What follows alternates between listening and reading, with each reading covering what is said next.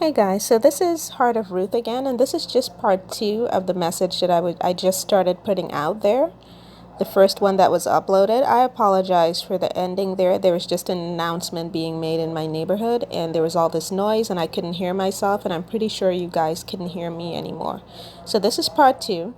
That's just Satan. That's how I know this word is for somebody, and it's not just for me, because Satan is out here trying to stop me from putting out the word by all these noises and these distractions, but y'all gonna get this word today in the name of Jesus, okay? So, where did I leave off? All right.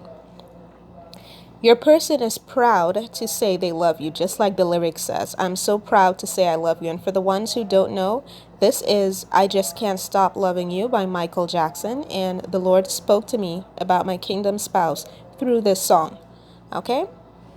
So I'm so proud to say I love you. This person is proud that you're their person.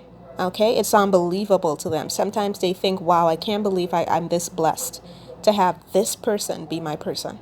Okay? And then the lyrics go on to say, your love's got me high. I long to get by. This time is forever. Love is the answer. So your love's got me high. I long to get by. This time is forever. Love is the answer. So, of course, the your love gets me high or love's got me high. That's basically straightforward. That's like your person saying to you, I'm high on this love. This love is like a natural high to me. I mean, I feel like I'm flying when I'm with you. This is the effect that this love that I have for you, this love we share with each other, this is the effect that it has on me. I feel high. It's like a natural high. I long to get by. So basically, your person is saying, this is really hard. This distance between you and I just want this distance to be finished. I want this part of it to be over. So it's not like they're enjoying being away from you, okay? Don't think for 1 minute that this separation is easy for them. It's not. It's just as hard as it is for you. Maybe even harder, because they may have done things to put distance between the two of you. And now they're trying to figure out how to make amends. Now they're trying to figure out how to approach you. Maybe fear is keeping them from approaching you. Uncertainty is keeping them from approaching you. And they know that with every passing moment, that gap just gets bigger and bigger. And that's what they're afraid of. They're afraid of losing you. They're afraid that by the time they get back to you, it's going to be too late. Little do they know that the way God has this thing set up, when they return, it's going to be in His perfect timing.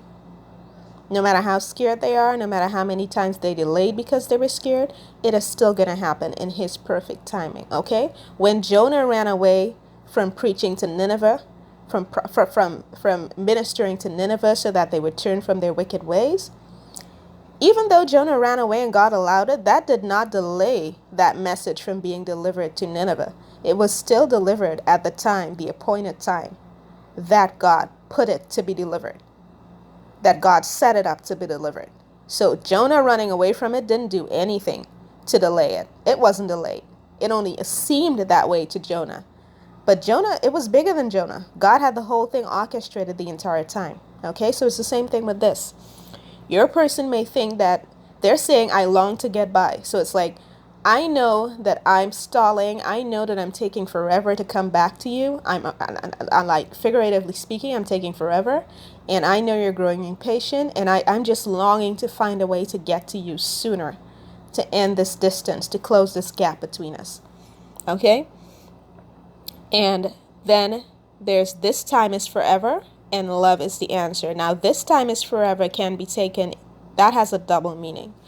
This time is forever. First of all, it means that your person feels like it's taking forever for you guys to close this distance between you and come into union. They feel like it's taking forever and they wish that the time could be shortened. Okay? And the other meaning is that they mean that when this comes together, it's going to be forever this time. This isn't going to be y'all get back together and then you separate again. It's not going to be like that this time. This time when you guys come into union, it is going to last forever. And their mind is made up about that. Okay? And then it says love is the answer. So basically your person is saying, you know what?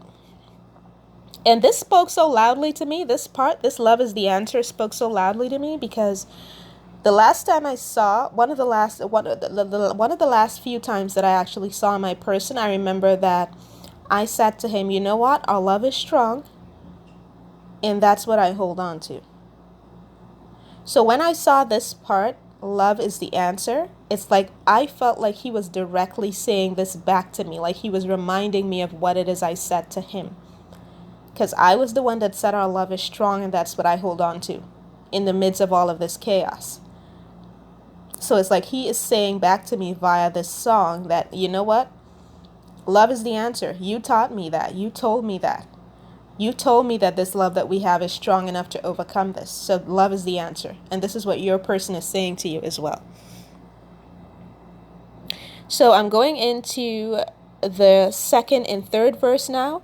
I hear your voice now. You are my choice now. The love you bring, heaven's in my heart. At your call, I hear harps and angels sing. So, y'all, that is so beautiful. Listen to that again. I hear your voice now. You are my choice now. The love you bring, heaven's in my heart. At your call, I hear harps and angels sing. This person is telling you that you are their choice, that it doesn't matter who they were with.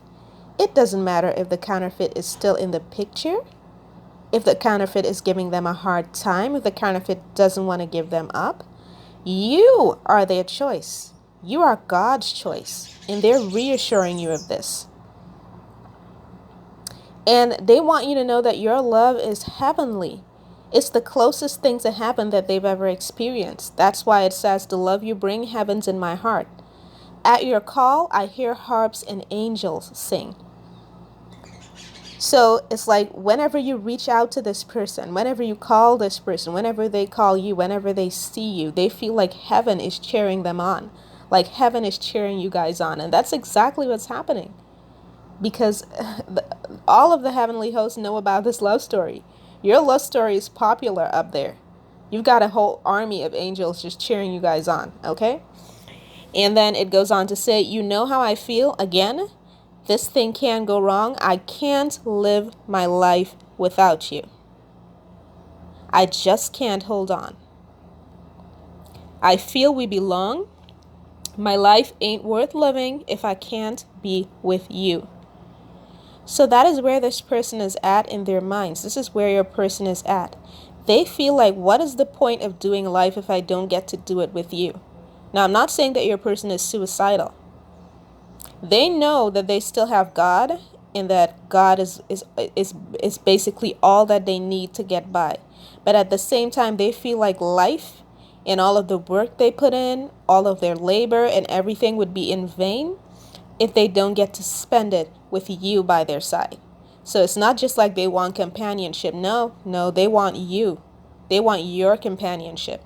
They want to do life with you, not with anybody else, okay? And they feel like they just can't hold on any longer. Like they have to come forward. They have to be with you. They have to come into union with you, okay?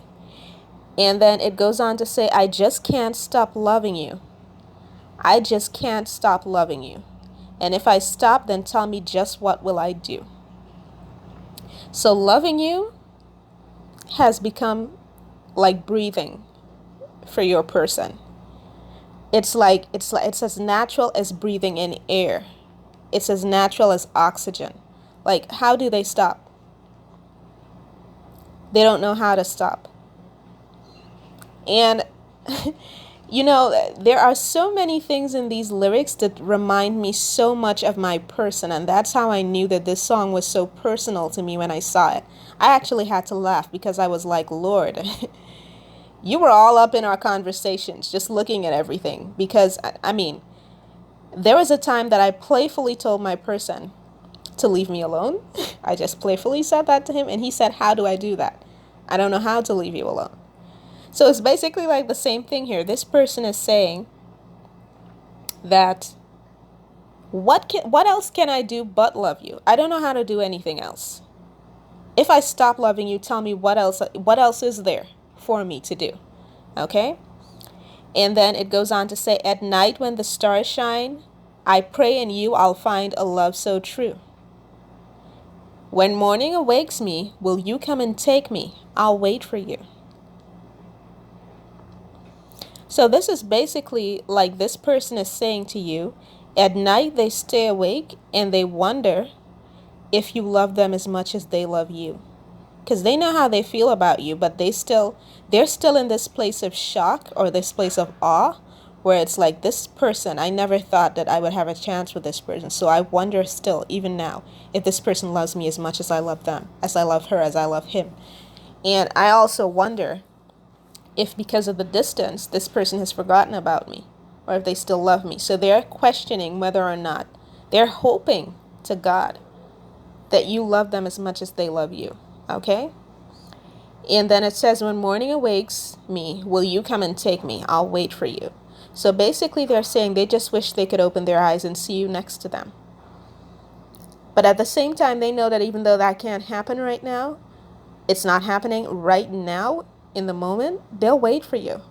They will wait a lifetime for you because they know that this love that they have for you, they're not going to have this with anyone. They can't have it with anyone else. No one else is God's choice. Okay? And then it goes back to the bridge. You know how I feel? I won't stop until I hear your voice saying, I do. And this part, guys, if the Lord has been speaking to you about marriage, if the Lord has been speaking to you and letting you know through signs and through visions and through dreams and through prophetic words that this is your marriage season, this verse is for you. Okay? You know how I feel. I won't stop until I hear your voice saying I do. This man or this woman is determined to marry you. Okay? He or she is resolute. They've made up their minds that this is who they want. You're what they want. You're what they need. And they have every intention of marrying you. And there's nothing that can sway them. And it goes on to say, this thing can't go wrong. This feeling is so strong. Well, my life is not worth living if I can't be with you. And then it goes on again. I just can't stop loving you. I just can't stop loving you. And if I stop, then tell me just what will I do? I just can't stop loving you. And then the final verse now. We can change all the world tomorrow. We can sing songs of yesterday. I can say, hey, farewell to sorrow. This is my life and I want to see you for always. So in this part, basically, your person is saying it doesn't matter what happened yesterday. It doesn't matter what is happening tomorrow. I just want to say goodbye to all of the pain and the hurt that I felt in the past when I was with a counterfeit, when I picked the wrong people. And this is my life now. I want to see you all the time. I want to see you for always. I always want to wake up to you for the rest of my life. Okay? And then it goes on. I just can't stop loving you. I just can't stop loving you. If I can't stop. And if I stop, then tell me just what will I do? And it continues to what the ending. Okay? So guys, that's the song. And it is really such a beautiful song. And I hope that this blessed somebody. Y'all, your person loves you, okay? If you're questioning whether or not your person loves you, he loves you. She loves you, okay? Maybe they're not coming forward right now because there are things that are holding them back. And I want to ask you to pray for your person right now. Pray for them. Pray against the spirit of fear. Pray against the spirit of delay. Pray against the uncertainty. Because Satan likes to take small things and make it look like something much bigger. Okay? And I don't know why this is coming to my mind. Do you guys remember on Sesame Street there was this little this cartoon where there was this guy and his dog was pretending to be an alligator. Okay? And he kept seeing the shadow of his dog, and the shadow looked like an alligator because the dog was pretending to be an alligator. And then when he finally realized it was his dog, then he was able to go to sleep. Okay? So it's kind of like that. And I'll see if I can click on, I'll see if I can link that video into the description as well, so you guys can take a look at that. You can understand where I'm coming from. Satan does the same thing that that dog was doing to that boy in that Sesame Street skit. Okay, it's like he makes small things look so much bigger than they actually are. And that is what he's doing with your person right now. He is making the situation look 10 times worse and more complicated than it actually is. Because in doing so, he's stopping your person from coming forward. So pray against that. Pray against illusions. Okay? Pray against smoke screens. Ask the Lord to give your person the strength to come forward. Okay? So again, I hope this blessed somebody. Again, the name of that song is I Just Can't Stop Loving You from Michael Jackson. I'm also going to put a link to the video, the lyric video to that song in the description. And I truly hope this was an on-time word for someone. God bless you guys. I will come back with another word as the Lord releases me.